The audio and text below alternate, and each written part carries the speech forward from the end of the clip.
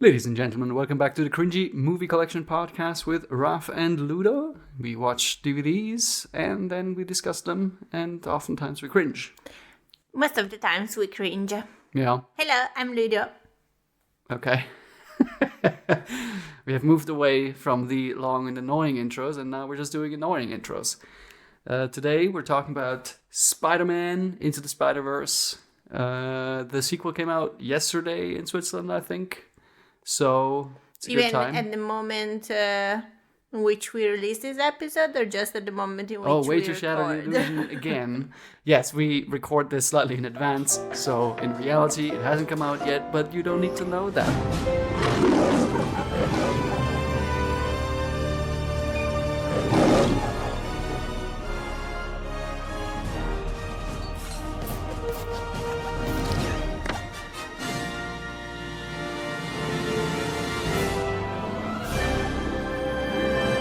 Now, last week on the podcast, I already mentioned that I watched this movie around the time when it came out, which is in 2018, 2019, around that time. And so it's one of the newest movies in the collection. And as always, the story behind it isn't all that interesting because I just saw it and I thought it was incredible and I got it. And there's no stealing involved. You were too old. Yeah, I got caught, so, we've mentioned this before. Once you get caught, you stop. That's the smart thing to do. The better and smarter thing to do would be to stop before you get caught, but I'm not smart enough for that. No. You want to tell us the story of Spider-Man Into the Spider-Verse? Okay, yes. So, basically, we start in a universe in which there is a Spider-Man, and we get introduced to the main character that is called Miles. And he's a kid that wants to be like a drawer, like an artist. But he has to go to prep school because his parents told him so. And more importantly, he has to go to some kind of upper class school, and he has to leave his old school. And there's a whole conflict with that. Fancy prep school. Yeah, it's in New York City. And but he has what appeared to be a cool uncle. And it brings him one day to a abandoned metro station in which he did some kind of engineering work, and he lets him paint like a mural there. Mm-hmm. And there, what happens is that he gets bit by what we now know is a radioactive spider, but not just a normal radioactive spider, like a radioactive multiverse spider.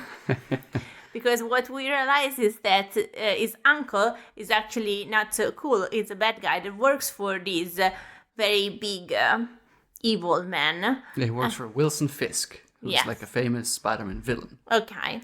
The evil guy lost his wife and son in a car accident after they were running away from him because they realized he was the evil guy that wanted to kill Spider-Man.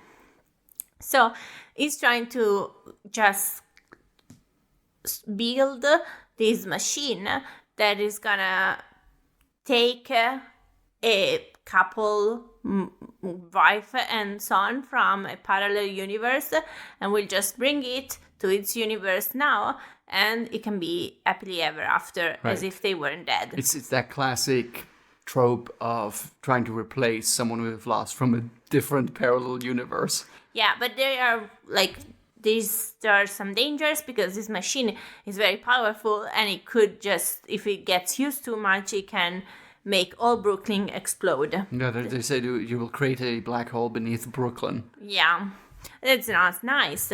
So Spider-Man is trying to stop it, but then he gets killed.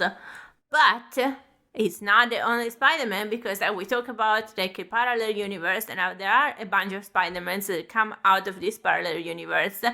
And it was like, the villain is like, well, good, I'm gonna kill all the Spider-Man and get my wife back. So it's like two birds with a stone.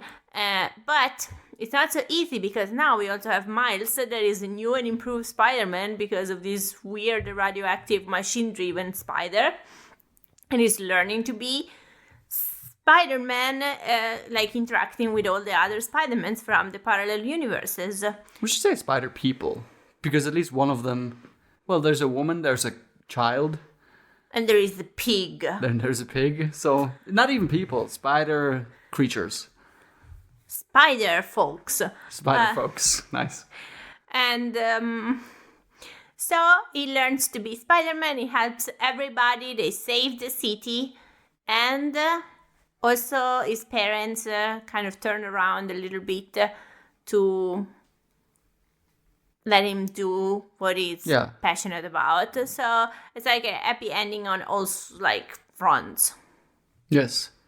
Also, Miles Morales' dad is a police person. She's a policeman. And I'm not super PC because I thought about spider people.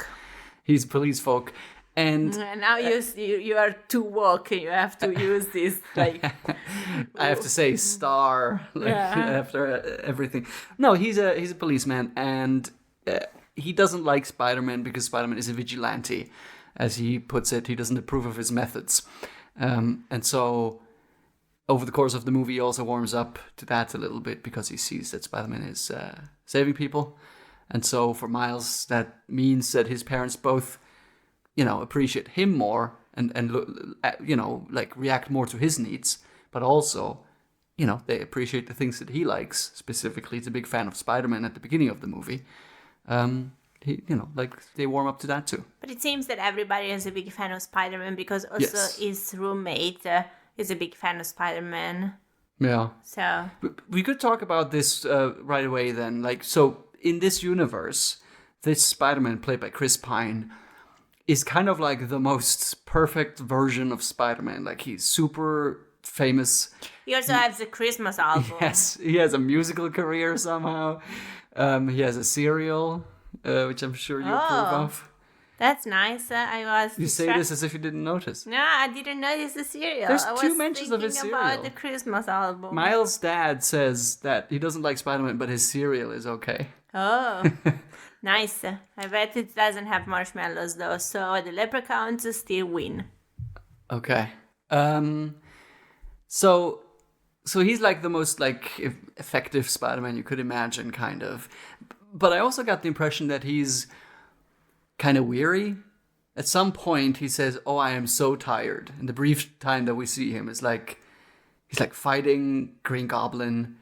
And he's just jumping around this huge machine. And at some point he just goes, "I'm so tired."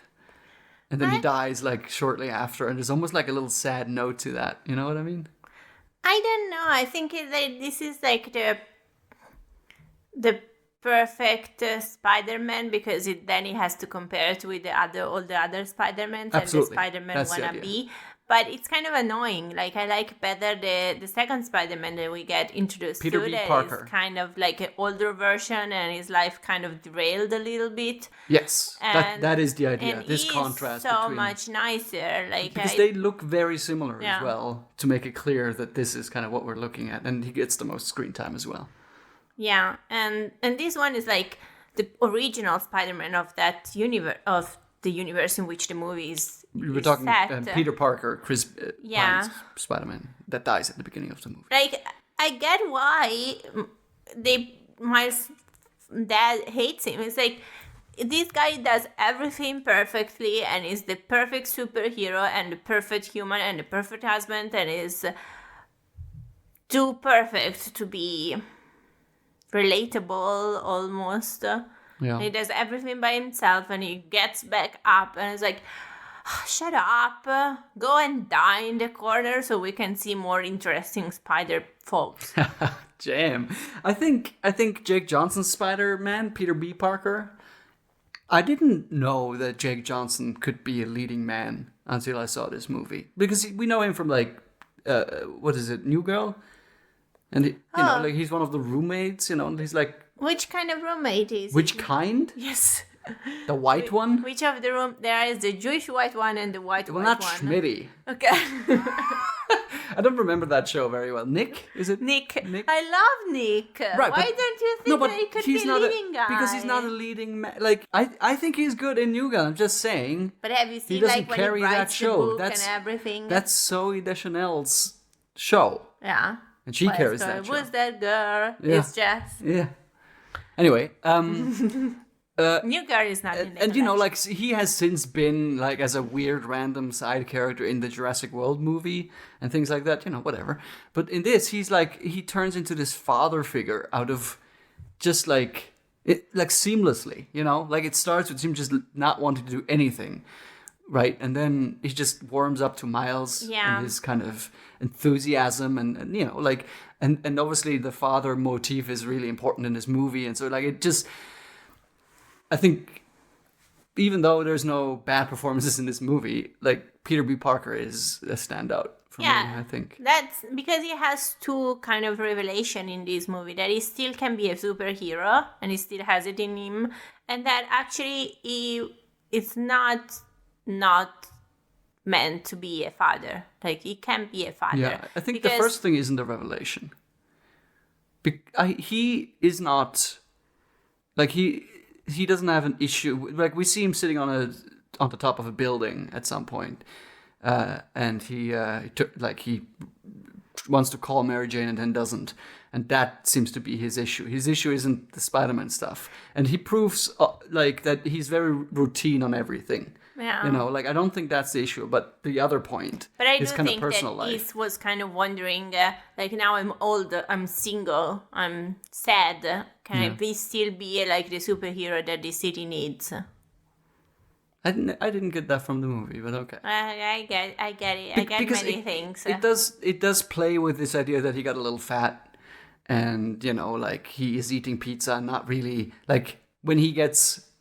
You know, transported through dimensions. He's just sitting on a mattress eating pizza, which is not the and most he wears heroic thing to do. tracksuits over his thing. But that's more of a complacency thing. He doesn't have the drive that he used to have, and it's obvious why.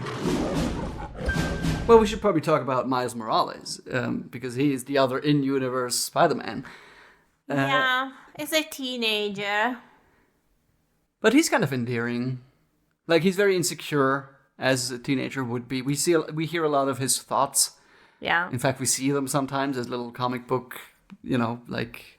Yeah, notes. I like it when he starts to turn into Spider-Man and things. He finally hits puberty. That's kind of funny. So that's, I don't know, like, I think he's, like, cool, and it's, like, nice to follow his, kind of his origin story. Mm-hmm. I mean, I am a sucker for origin stories anyway. But also in a way, because he's probably like the most grounded Spider-Man of them all, because we see all of it, he's slightly less exciting than the other ones, you know?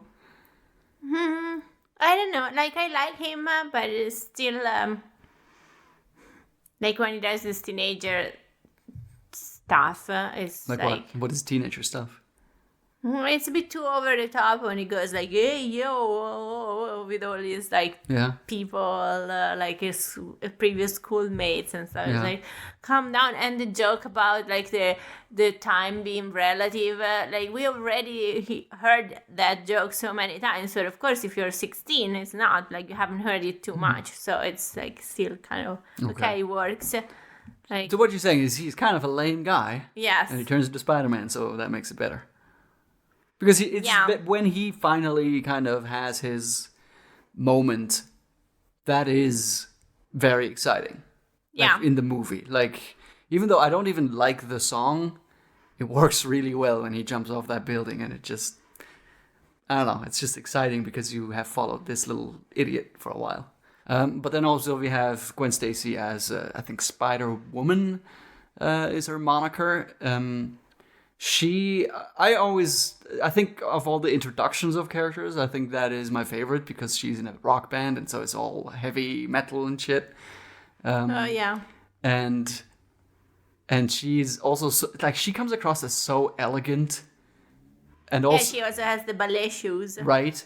And when she appears the first time, she just like saves the day hardcore and all that. Like, it's really exciting when she, like, we see her Gwen kind of undercover before, but when she actually comes in as Spider-Woman, it's excellent. Yeah. Even though she is excellent because she gets my dream haircut, especially when I was a teenager. The side Yes. The side shave. Yeah. Which she only gets because of Miles' puberty. Yes, puberty Spider-Man-y. So if I had seen this movie when I was a teenager, I was like, oh, maybe some puberty guy has to touch my hair and then I can get a side shave. And then we get to Penny Parker, and I think her moniker is like SP//DR, like something weird. Kind of Asian robot spider lady. Anime Spider-Woman. Yes. I don't have a lot to say about it. It's weird because it's still New York, so even if it's in the future, is this like a scenario in which Japan conquered finally the United States? Isn't maybe the point? What your point is that she gets sucked into New York specifically? No, she is from New York in 2030, 15,000 years. Okay. And so, like, it's still Spider-Man in New York, but it's her, and she... Well, there are Asian people in New York.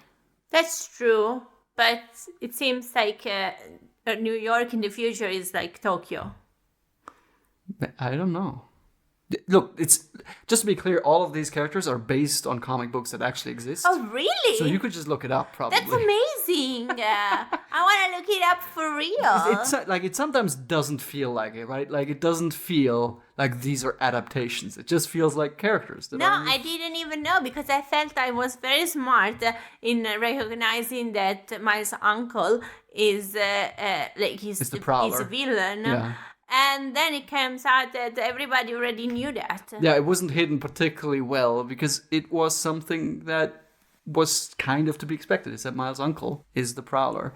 Although I will say this, I'm not very, very familiar with the comics, and so I can't remember if I thought that from the beginning. But certainly when the Prowler shows up at Aaron's apartment... Oh, well, I got it way earlier. But I know that at that point, everybody should be going like, that's very suspicious. But then, of course... But Miles doesn't. Miles thinks that the reveal is almost immediately after that, and it's well handled because they play it off as shock for Miles and not shock for the audience. So I think it's handled really well. Yeah. To the point where you can barely tell that this is even an adaptation. Anyway, let's keep talking about Spider People. Yes. So we have the last person in this list. Nicolas Cage plays Spider-Man Noir. I don't know if he has Peter Parker-like name. Peter and Parker. I think he does, probably. Yeah. But I don't remember. It's still, because everybody that is not Miles, but it's male, is called Peter Parker. Right.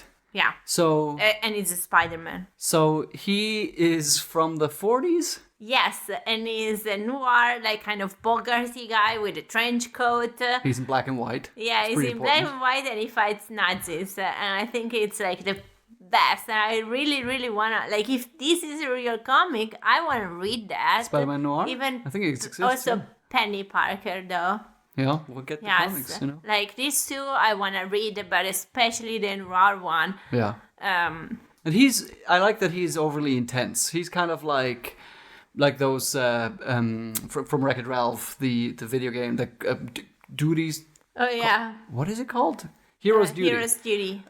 Like those characters are all overly intense as well, and he goes like, sometimes I like to burn matches just to feel something. Yeah. Because he's kind of the macho 40s guy. So.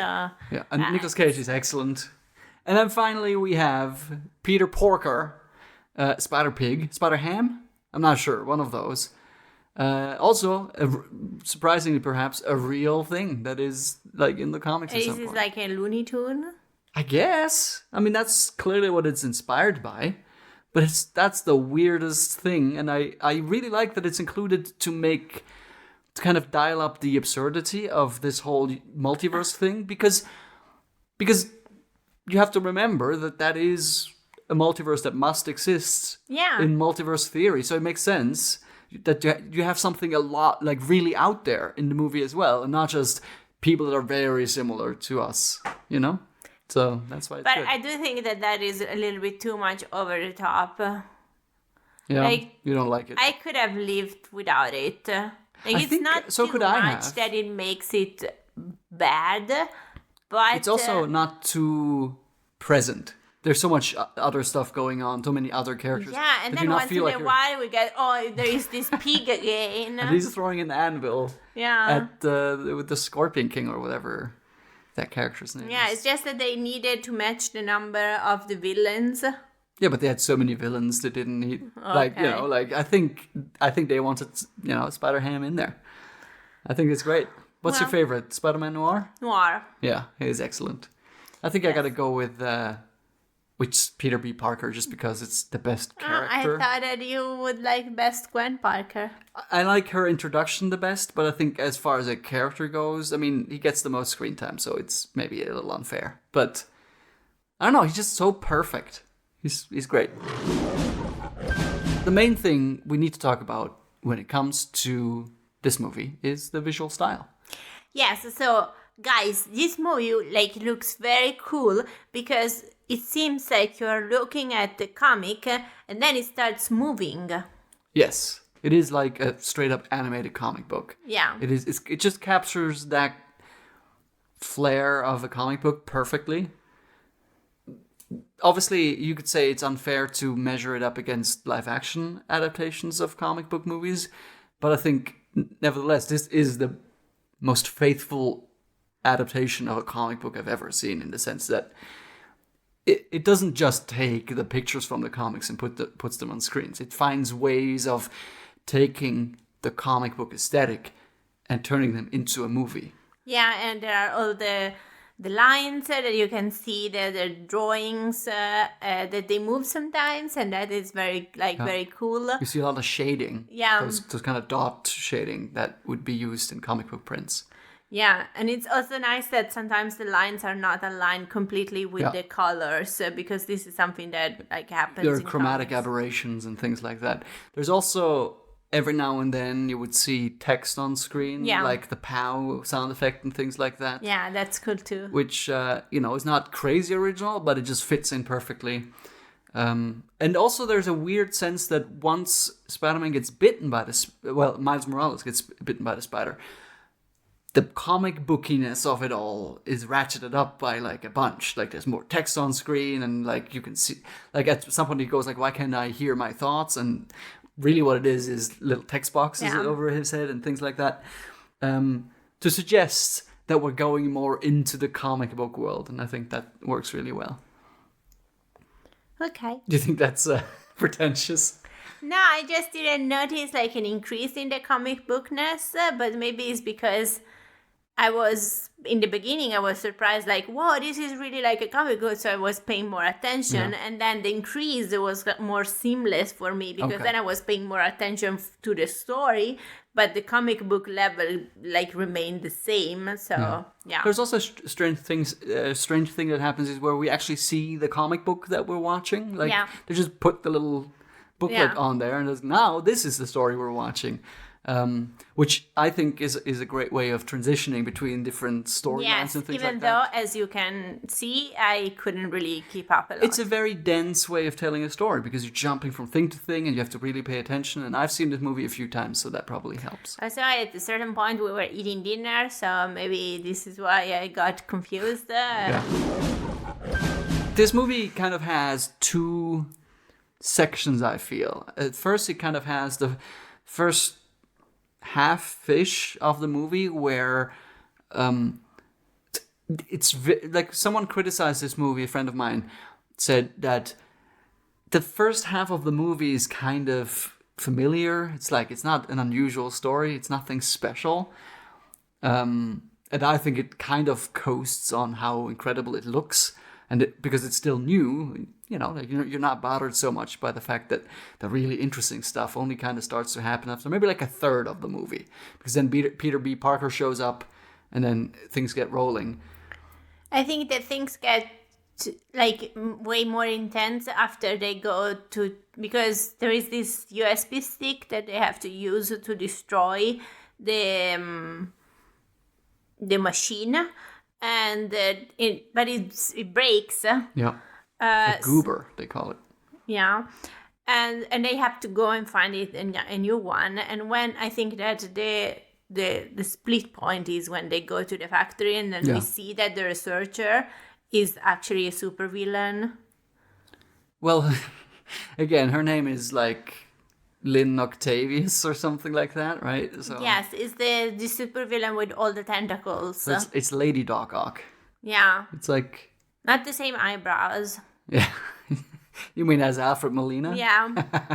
But she has dreadlocks, so maybe it's like a parallel. She's a cool villain as well, I think. Yeah, I like Because mad she's- scientists as Yeah, cool villains. But also she's like enthusiastic in a weird way, you know? Like she's into being a villain. It Yeah. feels. She's into like because her cover is like I'm just a scientist. And she's like excited when she gets to pull out the arms and ruin everything. And I think it's like, that's look fun. what I just designed. Yeah. Now I'm gonna kill you with it. Right. But I think the movie really goes off the rails when they go to Aunt May and they go downstairs into the Yes. thing and then everything goes a little crazy. Because apparently in this universe, Spider-Man has a spider cave and Spider-Mobile and Spider-Mobile. Batmobile. Spider-Mobile. Kind of looks like Spider-Mobile. And it has like all these kind of things that you would think that just Batman has. kinda But Batman-y. apparently in this universe, Spider-Man is cool as well. Yeah. And Aunt May is the keeper of this thing, is like the Alfred of this situation. But she is so cool, and I like her like the best because she doesn't have superpowers. Yeah. She's just very cool. Yes. Aunt May makes Miles Morales' what is it called? A web shooter? Yeah. I don't get that because he's not able to shoot the webs. So in a lot of the comics, Spider-Man has like technology that he uses to make the silk. Like he doesn't have weird glands. That's kind of the weird Sam Raimi thing. I mean, it's not his invention, I think, but it's like a lot of people maybe are not aware that this is the web shooters are a thing. But in this movie, you can tell, like, you know, like Miles Morales gets a web shooter from Peter B. Parker so they can swing. And so that's how that works. Yeah. And it's cool that, you know, that like Aunt May is capable of making these. And I also think this kind of leads us into this discussion of this movie represents a lot of kind of underrepresented groups really well. Like old women. Also young women. Mad scientist lady is, okay, it's a villain, but she's a cool villain. So it's... Yeah, and Gwen is pretty young. We got Spider-Gwen. I forgot about that. So we, you know, but this is actually my point, right? We also have a black Latino Spider-Man in this. The point is that it's not about We that. also have a black villain because they're related. Yes. We just have a lot of black people and a lot of people from different ethnicities. And we Asian have women girl. actually getting roles in this movie. And my point here is that it's not... It's organic entirely. Like, you never feel like they just made this guy black because they wanted it to be woke or whatever. Yeah, because I don't think that they did it on purpose.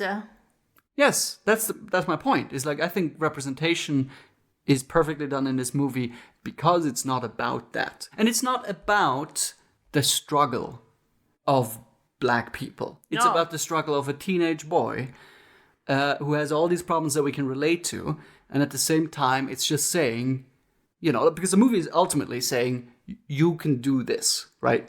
And not just specifically about being Spider-Man, but that's the metaphor here.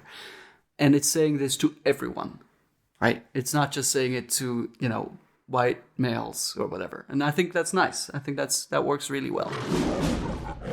As you can tell, I don't know a lot about... I'm not into comics at all. Yeah. But Except when... Fantastic Four. Yes, because it was old. Okay. Like now they are too complicated. I think that just comic books are... It's like something you missed. like it's like a train that left without you. Yeah, it's just like too much multitasking, like reading and looking at the picture at the same time. I don't know. You don't have the attention span for comics? Yeah. That's ironic, isn't it? Because isn't like parents, at least my parents would say, don't read comics because it will shorten your attention span compared to books. I don't know. I like books. I can like take my time. I just like imagine the things as I want them, and if I don't want to imagine them as they tell me to do, I can, and I don't have like a lot of things that remind me, oh no, this character actually looks completely different than what you have in your mind. So I don't know. I like books better, but when I was growing up and there are all these like superheroes, of course you get like exposed to them. And I always liked Batman the best when I was younger. And then when superhero movies started to become a thing, I really, really, really like Iron Man. Like, I think that is my favorite superhero. Not because of the movies, just as a concept. I like superheroes that don't have superpowers, except from like being rich. And Iron Man like says that he's Iron Man. I think that this is like the coolest thing, that he just like is not like the other superhero. Oh, I have to protect my identity. It's just like, I'm Iron Man. It's way more up my alley. Arrogant superhero. Yes, but if I had to pick like the lamest superhero, probably I would pick Spider-Man. I don't think that the origin story is enticing at all.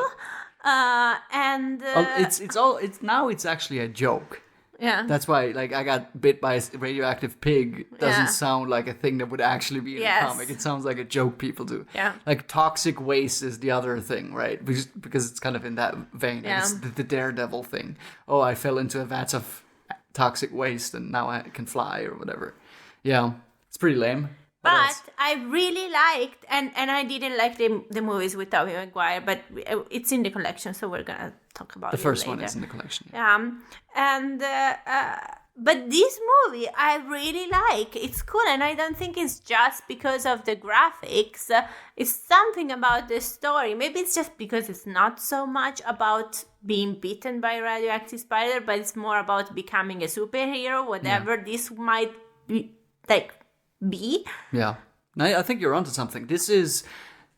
The point of this movie isn't to show off a Spider-Man. Like, this is... The metaphor of the movie is, what if you got these... it's the classic, like, what if you had this great power? How would you use it? And would you be responsible to use it in certain ways and all of that? The level on top of that is that this is about someone who is scared of not being able to do it, right? And so it's a very relatable problem that we're approaching here through this lens of like flying around. And it helps that it looks really cool in this movie specifically because they're not bound by kind of the live action restrictions. But it's like you said, like it's not really about those things. That's just a vehicle to talk about father figures and support of the people you love and making friends. And, all of those things. I think that one other thing that makes it nicer for me compared to other superhero movies is that when somebody's not born a superhero, but like it's something happens to them and they become a superhero, or like they don't choose it, it's always like, oh no, how can I deal with that? And they feel miserable about themselves. While here it's just like... more enthusiastic, like I have this superpower. What can I do with it? How can I help? How can I save the world? And like what can come out of it instead of just feeling miserable with yourself for like 10 minutes of the movie? That ties into the responsibility thing again, because Miles promises the original Spider-Man that he will do this. And then when he tries to help to do this, he gets shut down by the second Spider-Man that shows up, who just doesn't want to work with someone. And then they both kind of meet in the middle, Yeah. And that's beautiful. I think also what you should consider is that this is a very inspired script. Like if you think about the Sam Raimi Spider-Man, which we don't have to get into too much, but that is more about how can we adapt live action? Like, how can we actually pull this off? And the story isn't really that clever or anything. Whereas here it's really like... Maybe the story is actually kind of unoriginal in the sense that all these properties exist. There's not a lot of original beats in there, but it's like someone who really knows how to write, putting all of the pieces in their perfect place, and then it moves also very fast, which helps. Yeah, it's a bit too fast for me. Right, but like there isn't like a long 10-minute scene of Tobey Maguire crying. So, that kind of thing. There are, very emotional beats, but they're kind of short, and then we go back to kind of the action and all that. This movie is written by Phil Lord. I think he's not the only writer on it, because it's got like 3 directors, so I can't imagine it was written by one guy. But Phil Lord, he and Chris Miller are particularly well known for writing and directing the Lego Movie. So we are in that realm. I like the Lego movie. Well, it's he in the showed collection. it to me. It's in the collection, so we'll watch it again Oh, sometime. nice. But the point is, that was an adaptation of something where people were like, this is going to be ridiculously bad. But you got an inspired writer to actually make something out of the source material. And I think Phil Lord and Chris Miller, who I don't think was involved in this movie particularly, at least he's not credited for the script, so I don't know. He might be an executive producer. They are some of the best kind of writing, directing people, I think, out there. Because the other thing that they've done, they've directed the 21 Jump Street and the 22nd Jump Street movie. I haven't seen it yet, but I know that at least one of them is in the collection. The 22nd one is, and that's a sequel. And it's, can I watch it without having seen the first one? I think because the first one is also very good, it's worthwhile watching both. Yeah, we're gonna watch both, guys. But I only have the second one. My point is actually that the fact that they made that gives me some hope for the sequel to this movie. Oh, because they did already a sequel. They did a sequel, and that is a sequel that's very self-aware, and they make a lot of jokes about doing sequels in that movie. So I'm interested to see what this will be, and hopefully it will be clever, because I'm a little worried, aren't you? The movie ends with this kind of like, almost like a portal opening again, and Gwen saying, "Hey, Miles, you got a moment?" Yeah. And I think, even if that was just the end, sort of like Batman Begins ends, and it's like, oh, now the Joker is here. Like, I don't think that's a great ending. Yeah. Because it doesn't really make sense that there's just another dimensional rift. But if it's a setup for another movie, like a way to communicate. Well, I think now they have to have this big task of explaining that. And I'm a little nervous about that, you know what I mean? Also, like, it would be a waste not to use the characters that we like so much. What do you mean? Like, Peter B. Parker, and see how he went, and like, but you could just all the gang together. Couldn't you just do the spin-off movies? I think there's one in the works for Spider-Gwen, actually, or Gwen Stacy. You could just follow these characters in their own universes. It wouldn't have to be a Spider-Verse thing, right? Okay. But that's the brand here, so I understand that the direct sequel to the previous movie will be something like that. Mm-hmm. But I feel like if you do this a few too many times, it's gonna feel like that doesn't, it doesn't add up. Yeah, I don't usually watch sequels, but let's see. Like, I'm not too super scared. Yeah. Like, they pulled this one off. What do you really, really liked about this movie? It's another one of, it's like Wreck-It Ralph, where it's such a good movie that it's difficult to pick one thing that I absolutely love. I think I would say the visual style has got to be it. I mean, it's so it carries the movie even if it wasn't clever in any other way. Like, you could probably enjoy it. So it's that, or if we want to pick like a smaller thing, it is the weird little touch with the name. They have a little name sign, like what is it called? Yeah. A name sticker that says "Hello, my name is." Yeah. And then there's a voiceover that goes, "Let's do this one more time." And they always end with like, "I was the one and only Spider-Man." Yes. And of course, the point is they weren't. And it's a great device to keep the story going and also fill you in on like because it's very confusing, the movie, and they always go like, "Hold on, I got you." What is the one thing you absolutely love about this movie? I am prepared because I wanted to say the colors, but then I realized they are a bit too neon for me to say that, like, the colors and the graphics is my absolutely favorite thing about this movie. And so I'm going to go the opposite direction, and my favorite thing about this movie is Spider-Man Noir. Because it's black and white? Yes. Obviously, all of the minor Spider characters have not as much screen time. But that doesn't mean that they don't have an arc. And Spider-Man Noir's arc is that he works alone and he's very cynical. But he makes friends, and that's meaningful to him. And that's why he perseveres to figure out the Rubik's Cube. Yeah, and it kind of seems like he's making friends also with a little girl that is kind of endearing. Yeah. Yeah. So I don't know. It's just an excellent movie. So I chose him. I want to learn more about him. So this is my favorite thing.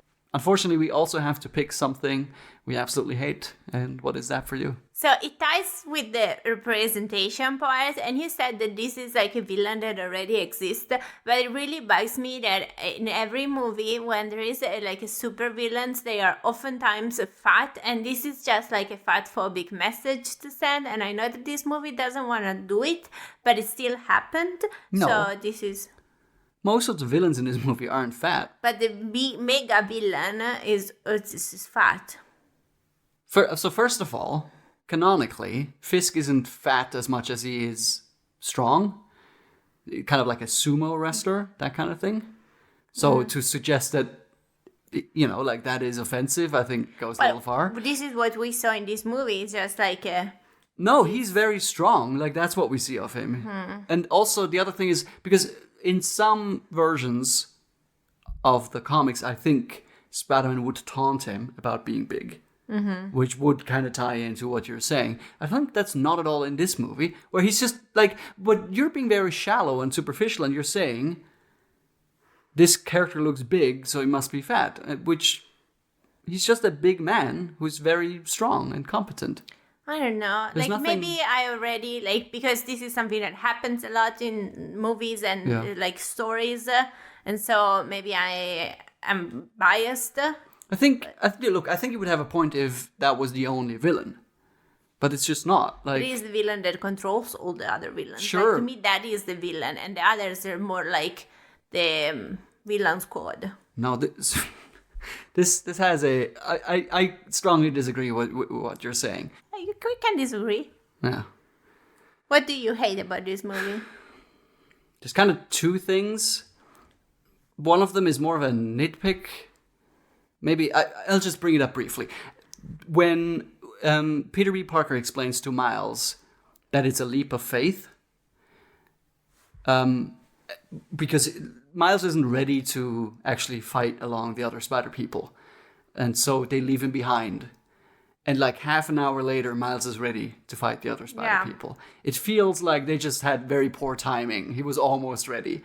Now you could argue that maybe it needs that low point to get there, and so it's fine that it only takes a very short brief time, but it feels a little like the story needed him to be ready right after they told him that he's not ready. And that feels a little stupid, or not stupid, but not elegant. It feels too simple. But I think the thing that I hate is just the ending. I just don't like the idea that there is another portal opening, and the whole point was that they closed that. That was his mission. And to then at the end say, actually, they found another way to communicate across Spider-Verses kind of cheapens the achievement that... Of the tentacle lady. No, the achievement of the team that closed the machine that was going to rip the space-time continuum apart. Also, I sometimes felt, but this time watching, I didn't feel that way as much, but in the past, I felt like the final fight, which is quite long, is a bit of color vomit. Like, it's just... They could have shortened that or something. Like, it's a bit much, isn't it? I think that this movie was, very fast for me in general. Now, the final question, as always. I feel like maybe we'll stop doing this eventually, because editing the past few episodes, oftentimes the discussion following... the question isn't that interesting, so we'll see. So I'm just gonna say my answer. Yeah. Does this without movie, discussion. Well, no, then we might as well not do it. But no, I just think that we are watching two good movies. We need to trash something else. Maybe next week. Yeah, I think so. But anyway, does this movie get to remain in the collection, or should it be destroyed? Yes, it will remain in the collection. Is it in that top tier, or is it? It's not in the top tier. It's not in the top tier. It's in the box downstairs. Yes, it's in the box. It's in the basement, but it's not in the dumpster. That is disappointing. I think it's one of the best movies in my collection.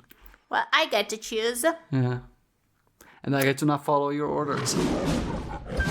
On the next episode, we are going to talk about Johnny English. I really don't look forward to it. I picked this movie because of the recent coronation. It's a very English movie. In fact, it is also in part about coronations, as you will find out. So, Johnny English, the original from 2003, not the sequels. And I hope you'll be back to discuss the movie with us on the next episode. Okay, bye.